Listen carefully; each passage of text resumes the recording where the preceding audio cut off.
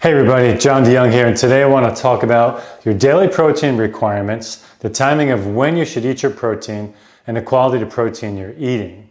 Now when we look at proteins, there are two factors. One is what's the composition of the 9 essential amino acids, and the other is what is the bioavailability, which really means how do I digest and absorb it. So with animal proteins and most isolated proteins like whey isolate, even soy isolate, the digestion absorption is pretty close to 100, usually 95 or higher for all of the animal proteins. For plant proteins, you have to realize that the protein is there for the purpose of the plant.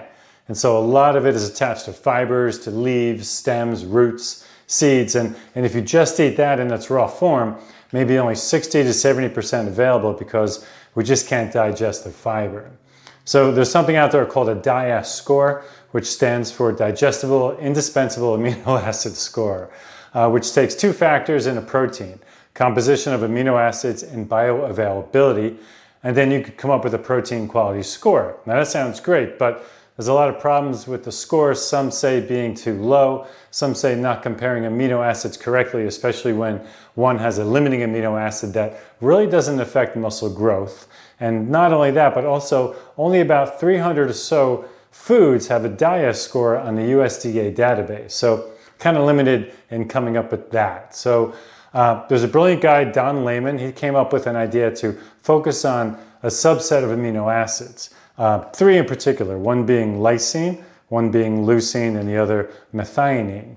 Now, he says, make sure you get enough of them in every meal, and the rest will take care of itself, which means basically if you're doing kind of a animal-based and plant-based protein diet, as long as you get those 3 amino acids in there in each meal, all the other, whether limiting or not, amino acids in your plant and animal-based diet will kind of fill in the blanks. All right. So leucine, now that's an amazing trigger for mTOR, which is a primary muscle building pathway in the body. You should get about 4.4 grams a day of leucine. And lysine, which is always limiting in grains, so you have to get that in animal-based protein or supplement. You should get minimally about 3.4 grams per day as well. And methionine, that's essential for the body to make and repair DNA, RNA, to make taurine, to make the non-essential amino acid cysteine, and to make glutathione, which is an antioxidant. So 1 gram of methionine per day should be good. Now methionine is limiting in all legumes, soy, pea, and lentils. So, and a good source of that would be eggs. So if you're vegan, you got to make sure you find another way of getting that amino acid, some kind of supplement. So that's going to be a little limiting for you. Okay, so for the anabolic person doing resistance training, you need 4 meals to break up your daily protein requirement, especially for positive nitrogen balance. Each meal should be between 30 to 60 grams of protein per meal. So the RDA for protein is 0.8 kilograms of body weight, 0.8 grams per kilogram of body weight. Most think that's pretty low. I agree. So bring it up, round it up to 1 gram of protein per kilogram of body weight. That'll be your daily requirements, so break that up into 4 meals. The most critical meal of the day being breakfast. See, you've had an overnight fast, your protein synthesis is down, mTOR signal molecule is down regulated, it's inhibited. And until you have enough protein, especially leucine, your muscles stay catabolic. You need to front load your day with a solid meal of protein in the morning. Okay, so that's really an important meal to have. All right, you got to stop that catabolic. You're basically fasting overnight, and then breakfast you're going to switch that over to more anabolic and stop protein, your body kind of cannibalizing itself and creating and building more protein with the amino acids that you put in your body in breakfast. So okay, now post-workout meal, that doesn't have to be right at the end of your workout or like towards the end of your workout or exactly right after, especially if you've been working out for a while.